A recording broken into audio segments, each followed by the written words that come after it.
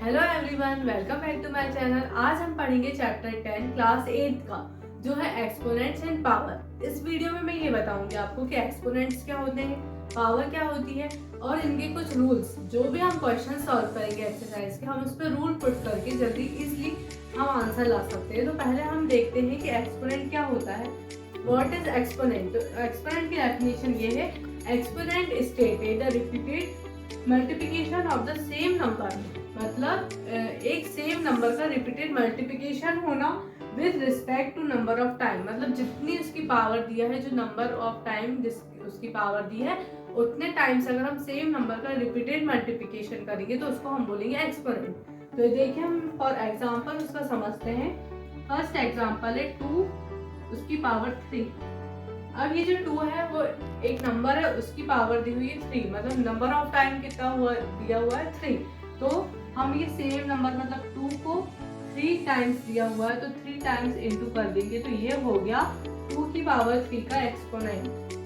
Second for example 2 की power 6 दिया हुआ है तो 2 मतलब सेम नंबर हमेशा 2 रहेगा। अगर जैसा दिया है 2 और उसके नंबर ऑफ टाइम्स दिया है 6, तो हम उसको 6 टाइम्स इनटू कर देंगे, तो ये 2 की पावर 6 का एक्सपोनेंट बन जाएगा। और उसके बाद जैसे और दूसरा नंबर लेके देख लेते हैं हम, 3 की पावर 4। तो ये 3 नंबर है और उसका नंबर ऑफ टाइम्स कितना दिया हुआ है 4, तो हम 3 को 4 टाइम्स इनटू करेंगे, तो 3 की पावर 4 का एक्सपोनेंट कहलाएगा 3 इंटू 3 इंटू 3 इंटू 3। सेकेंड है पावर। अब पावर क्या होता है? Power is referred to the number of times the number is multiplied by itself. जैसे कि हमने देखे थे, इसको एग्जांपल से बहुत अच्छे से समझ आएगा। देखिए जैसे 2 की पावर दी हुई है 6, तो इसका एक्सपोनेंट जब हमने बनाए थे तो 2 इंटू 2 इंटू 2 इंटू 2 इंटू, इसको हम 5 कर लेते हैं, इंटू 2। अब देखिए 2 की पावर 5 है, तो इसको अभी हम पढ़ रहे हैं करके हमको पता है कि ये पावर है, लेकिन ये पावर अगर हम इसको सिर्फ पावर को समझेंगे तब कैसे समझेंगे कि किसी भी नंबर में जो नंबर ऑफ टाइम्स दिया हुआ है उसके ऊपर, ये कहलाती है पावर। ये कहलाती है पावर ऑफ एक्सपोनेंट। क्या कहलाता है? ये पावर ऑफ एक्सपोनेंट कहलाता है। और ये कहलाता है बेस ऑफ एक्सपोनेंट। जो 2 है वो क्या है? बेस है एक्सपोनेंट करके। इस बेस का नंबर ऑफ टाइम्स करना है हमको, तो जैसे number of times is called the power of exponent, base of exponent. तो power is referred to the number of times a number is multiplied by itself, कि नंबर ऑफ टाइम्स जो ऊपर दिया हुआ है उस नंबर का itself उतने टाइम्स अगर इनटू हो रहा है तो ये जो है वो उसकी पावर कहलाएगी। मैं पावर का एक और एग्जांपल बता रही हूँ जिससे आपको एकदम क्लियर हो जाएगा कि पावर क्या होती है। तो देखिए जैसे मान लीजिए अभी हमने लिया एक वर्ड लिया 32, ठीक है। इसको अच्छे से समझना है कि 32 है, इसका हम देख रहे हैं कि पावर में कैसे लिखते हैं और पावर क्या होती है। तो हम क्या करेंगे, कभी भी हमको किसी भी चीज की पावर निकालनी रहेगी तो हमने क्या किया, 32 का एलसीएम ली। तो सबको पता है एलसीएम कैसे लेते हैं, मैंने एक वीडियो भी बनाया है एलसीएम का, आप उसको जाके देख सकते हैं और अच्छे से। तो 32 का एलसीएम कैसे निकालेंगे? 2 16 टाइम्स में 32, फिर 2 8 टाइम्स में 16, 2 4 टाइम्स में, 2 टाइम्स में और 2 1 टाइम्स में। अब देखिए हम क्या देख रहे थे कि पावर कैसे निकालते हैं। तो हम एलसीएम तो ऐसा निकालते हैं, उसके बाद एलसीएम निकालते वक्त क्या लिखते हैं हम? 2 2 2 2 और 2, मतलब जो यहाँ पे दिया हुआ है वो लिख देते हैं। अब इसको हम पावर में कैसे लिखेंगे? तो सबसे पहले जो सेम नंबर है 2 2 2 2, उसको एक बार लिखेंगे। अब कितने टाइम्स 2 का इंटू हो रहा है? 5 टाइम्स, 1 2 3 4 5, तो हम 5 को ऊपर लिखेंगे। तो ये जो है वो एक्सपोनेंट फॉर्म कहलाएगा। कौन सा वाला? ये वाला एक्सपोनेंट फॉर्म है और ये वाला पावर वाला फॉर्म है। तो जब हम इसमें दोनों चीज को लिखेंगे तो हम इसको लिखेंगे 5 को हम लिख सकते हैं पावर ऑफ एक्सपोनेंट। क्या है ये? पावर ऑफ एक्सपोनेंट है। और जो ये 2 है, ये वाला जो 2 है हमारा, ये है 2 is equal to base of exponent, base of exponent. Into two into two into two into two, मतलब 5 टाइम्स 2 का इंटू करेंगे तो इट इज द फॉर्म, ये कौन सा फॉर्म है, 32 का एक्सपोनेंट फॉर्म है। और ये जो 2 की पावर हमने 5 लिखा है वो पावर फॉर्म है 32 का।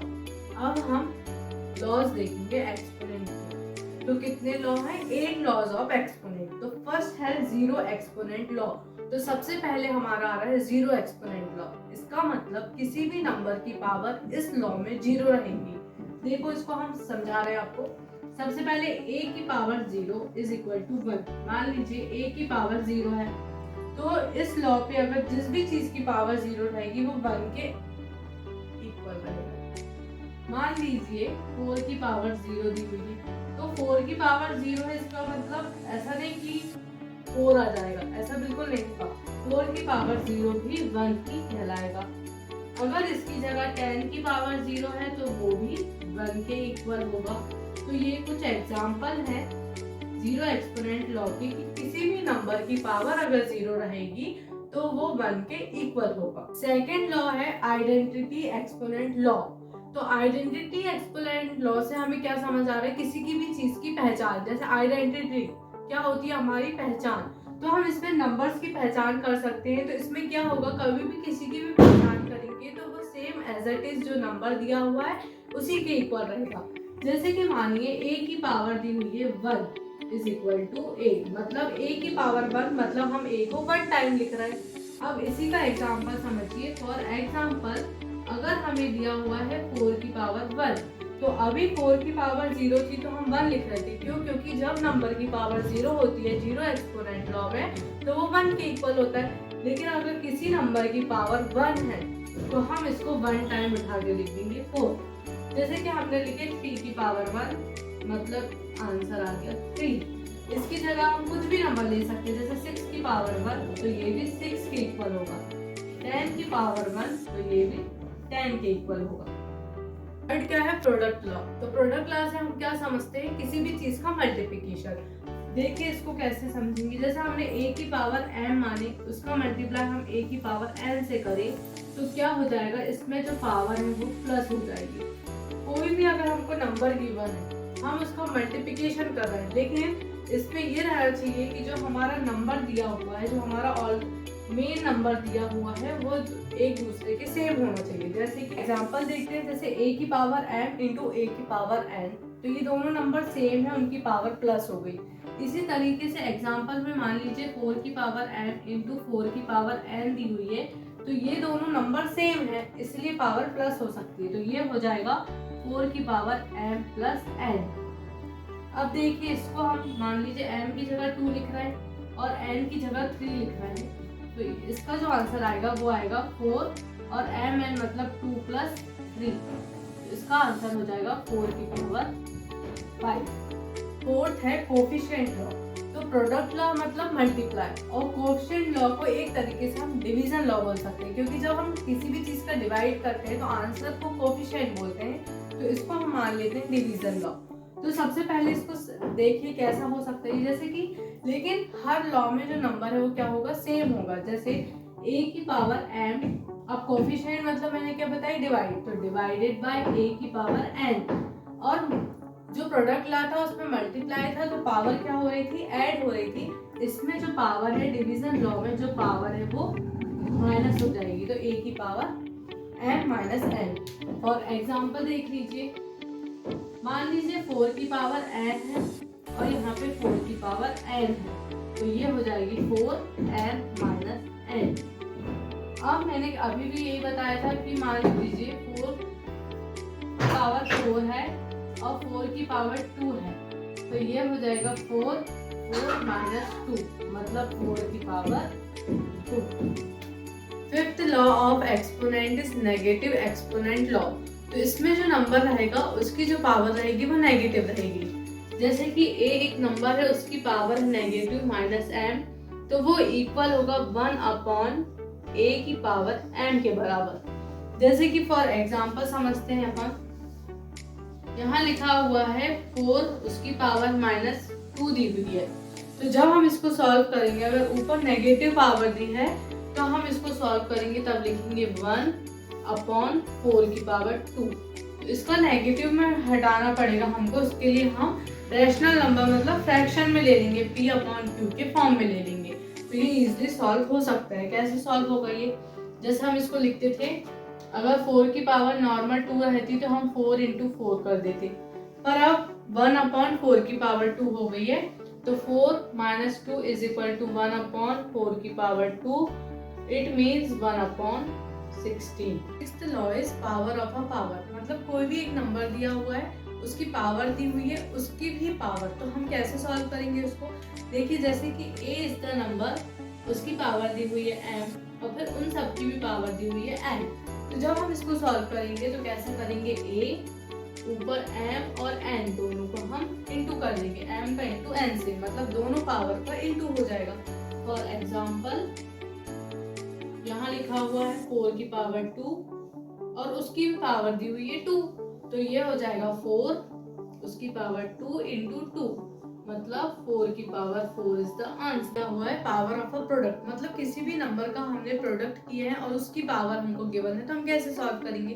फॉर एग्जाम्पल देखिए, पहले इसका हम फॉर्मूला देखते हैं कि क्या है। जैसे कि दो नंबर उनका मल्टीप्लाई किए, ए और बी का प्रोडक्ट किए, मतलब मल्टीप्लाई हुआ, उसकी पावर दी हुई है मान लीजिए n। तो हम इसको कैसे सॉल्व करेंगे, जब हम इसको करेंगे तो हम इसको क्या करेंगे, सेपरेट कर देंगे, a की पावर m कर देंगे, और फिर जैसे इसको लिखेंगे तो a की पावर m कर देंगे, बीच में प्रोडक्ट दिया है तो इंटू का साइन लगा देंगे, और b की पावर भी m कर देंगे। एग्जांपल है, जैसे हमको a दिया हुआ है मान लीजिए 2 और b दिया हुआ है 3 और उसकी पावर दी हुई है 2, ठीक है। तो इसको सॉल्व हम करेंगे तो क्या करेंगे, ये दोनों को सेपरेट करेंगे, 2 तो इसकी पावर भी हम 2 लेंगे इंटू, और ये 3 दिया हुआ है तो उसकी पावर भी हम 2 लेंगे, मतलब जैसे a और b में लिए थे a की पावर m और b की पावर m, तो इसको भी करेंगे 2 की पावर 2 और 3 की पावर 2, ये सॉल्व होगा। 2 की पावर 2 मतलब 2 इंटू 2 4, और 3 की पावर 2 मतलब 3 इंटू 3 9, इसका आंसर आ जाएगा 36। अगर हमको पूछा कि इसको पूरा सॉल्व करना है तो हम लास्ट तक इसको इस तरीके से सॉल्व, जैसे कि मान लीजिए हमें दिया है a अपॉन बी और इनकी पावर दी हुई है n, मतलब a अपॉन बी मतलब डिवीजन फॉर्म में। तो जब हम इसको सॉल्व करेंगे तो कैसे करेंगे, a की पावर m अपॉन b की पावर m, प्रोडक्ट में हमने बीच में इंटू का साइन लगाए, और जब हमने कोफिशिएंट वाले की बात की तो हमने उसको अपॉन में लिखे। फॉर एग्जाम्पल देखिए, अगर हमको दिया हुआ है 2 और यहाँ दिया हुआ है 3 और यहाँ दिया हुआ है 2 और इसकी पावर दी हुई है 2, तो जब हम इसको सॉल्व करेंगे तो कैसे करेंगे, 3 की पावर 2 अपॉन 2 की पावर 2, तो ये कैसे सॉल्व हो जाएगा, ये हो जाएगा 3 इंटू 3 अपॉन 2 इंटू 2, तो इसका आंसर आ जाएगा 9 अपॉन 4।